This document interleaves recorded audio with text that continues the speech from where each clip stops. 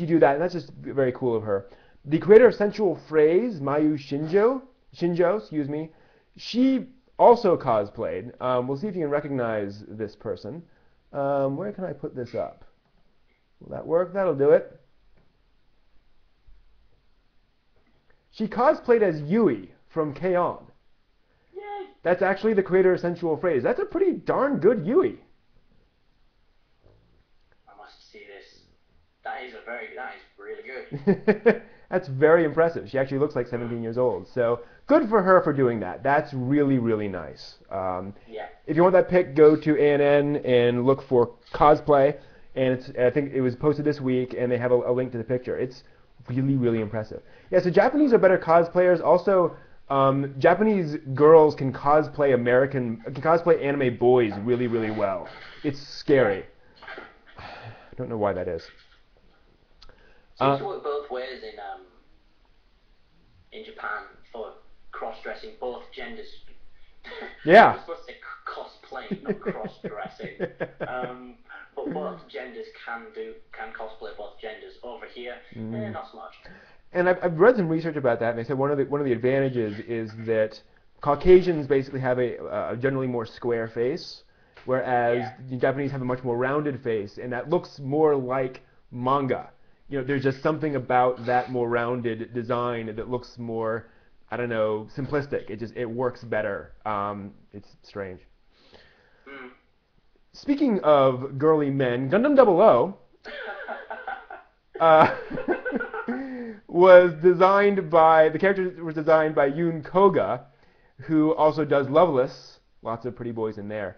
And so, to commemorate the opening of the Gundam 00 movie, Awakening of the Trailblazer, the characters in Loveless go to the movies and they watch the Gundam 00 movie, and they come out and talk about the 00 movie and how much they enjoyed it, which I think was really a cute way for her to sort of work in that reference of Gundam 00. That's all. I mean, it's just there for a couple of pages, but I think that was cute. That's fine. I've been scratching myself like crazy. Yeah, Autumn. That sounds a bit wrong. It's not the only thing I've been scratching. Really bothering me down. Yeah, I hate that. Yeah. Also wanted to mention. Oh, go ahead. I didn't say anything. Okay. So I also wanted to mention the fact that Brian Rue, or Ra, I don't know how to pronounce his name, who is a pretty darn awesome author and has done several books on. He did one on Moro Oshii, and I think he's done one or two others. Very, very big guy, and I mean that in like the brain sense. He does a column on ANN called Brain Diving, and the current one is on. I can't find it now. It is on. What does it cover? Digital manga. He has this long article covering basically the history of the digital release of manga in Japan and America. And it's very interesting, very helpful. He talks about Hetalia being released on Comixology, and Yoshishi Abe's release on the Kindle, and Comic Cloud, and various stuff like that. Very helpful if you're curious about digital manga to go and look at that and see what's out there. There was some stuff I found that I had no idea was out there. So it's very cool. Live action Star Blazers, I believe, has not come out in theaters. Boom to Tigger. I believe it's still going on. Interestingly, if you go and check out the trailer for that, the song is by Linkin Park, I believe, which is interesting. Ooh. Yeah, they got involved in it. I don't listen to them much anymore, but I used to be a big fan. I watched AMVs for a while, so I couldn't get away from Linkin Park. Yeah. They are quite popular for things like that. Especially DBZ music videos. It's like everything's a Linkin Park video. Yeah. Let's move on to Japanese animation DVD rankings for the past week. So the most popular DVD of the past week in anime, any guesses, anyone? Anyone guess in the chat room what that might be? I think I can already guess. What do you think it is? K-On!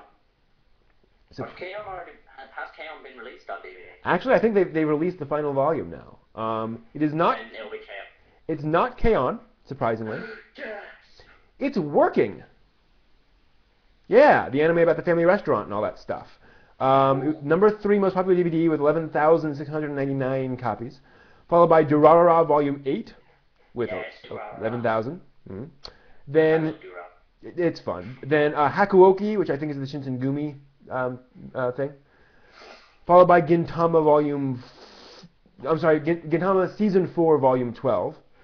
Then Angel Beats Volume 4, no big surprise. Although it's surprising that didn't sell as well.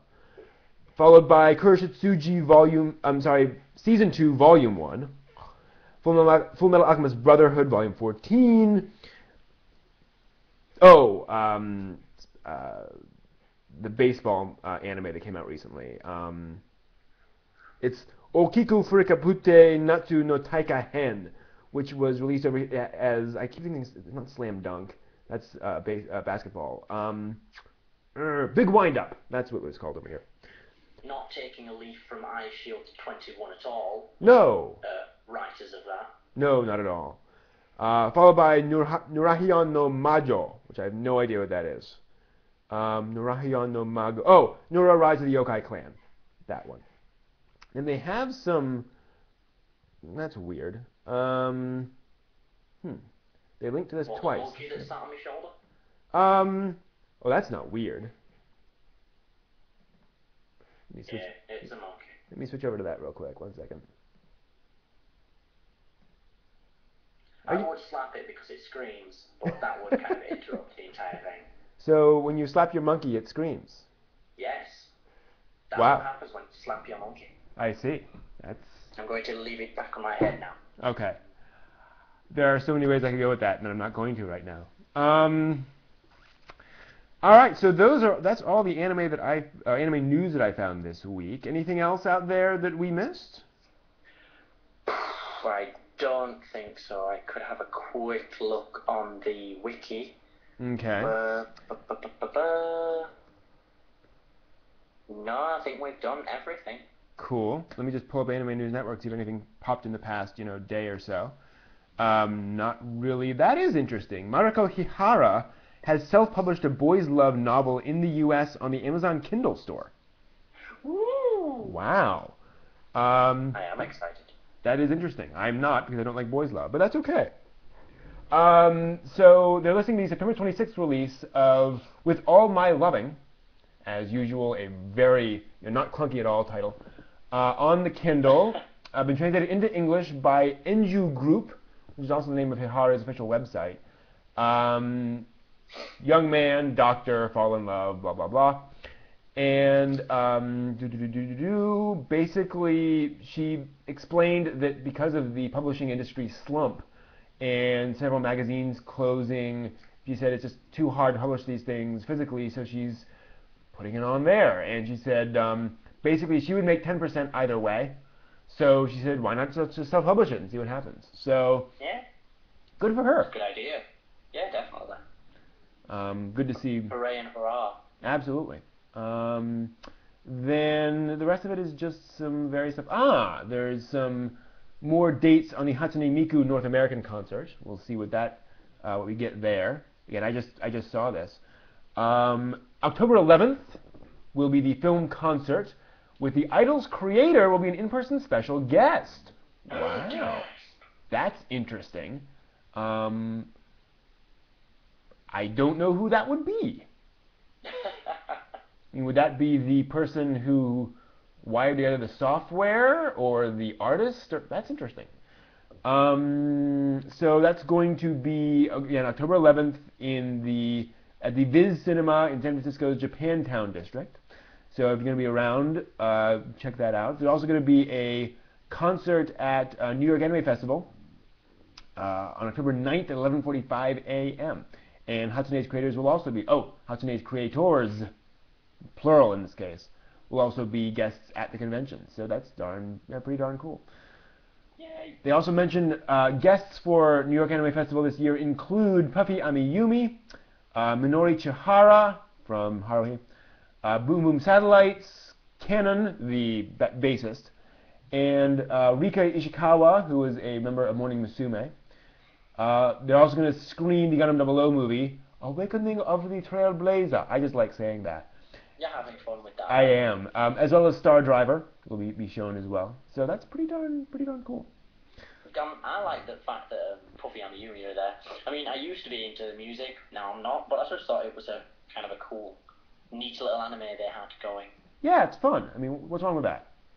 Again, another good way to introduce people to anime. Not exactly real anime is Puffy and Yumi, but it was a nice cartoon.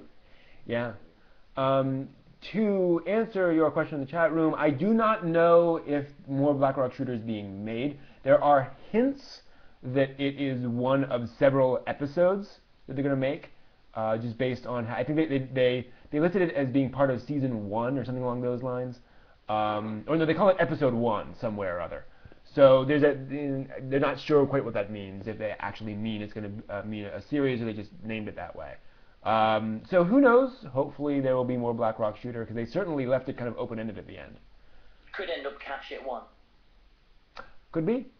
Episode 1 out of 12 never sees episode 2, or episode 2 never sees light of day. Exactly. It'll also depend. It's quite common. Yeah, oh yeah. I will tell you guys about Money Space Miners one of these days. Anyway, the other thing is the question of how well the anime will do. You know, if it sells well and does well, they'll probably make more. If not, they may not. Yeah. Well, it's already getting dubbed. Oh, cool. Yeah. I have no idea who's doing it, but yeah, it's already been announced that it's getting dubbed. Okay, good. So that'll be interesting. I hope it comes over here and does reasonably well. Although I don't know who would watch it. Yeah, that's the thing. It doesn't really fit into any niches very well. It tries to fit into 2 niches at once. Does well, but at the same time, people, you know, because I'm kind of the middleman. I like both. I like slice of life and I like Dragon Ball Z. But you know, hardcore Dragon Ball Z fans that only watch anime where someone gets punched in the face at least every 5 minutes will not like Black Rock Shooter for the slice of life base. Right. And people that only like anime where someone picks a flower every 5 minutes will not like Black Rock Shooter for the action. Please don't leave me. I need you. You're going to make me so sad. And then she leaves, and so it's another 12 episodes sad about her leaving. Bye now. Yeah, and that's one of the things, actually, that's a good example of where Black Rock Shooter is definitely made for hardcore fans. You know, the folks who do watch Ghibli and, you know, Bleach, and it's just, So that'll be interesting. Okay, so that's all the news fit to print this week. Hang around for some more stuff after the live chat, and until next time, we're going to leave for now. Thanks again to Matt from The Life and Times of Anime.podbeam.com. Yeah, I think so. I really should know my own site, but let's have a real quick. Yeah, .com. .com. And as a side note, we did get a new header image. I just thought that was kind of cool. The same guy from your chat room, in fact. He is in the chat room. Obed, I think I might have been getting it wrong, but I'm pretty sure it's Obed Casillas that did our logo and header image. Nice. They'll be like, oh my god. Like, yes, that's awesome. And yes, obviously my co-host is in the chat room. He's the one that won my wristband, actually. Nice. Which is kind of funny. So he should be excluded. He should be excluded from winning prizes. But I didn't want to grass him up. That's all right. That's all right. I have no problem with that, you know. Maybe I do. Oh. Maybe I'm taking over. Oh, fair enough. With this pistol. Except it's just my hand. This video is over now. Bye.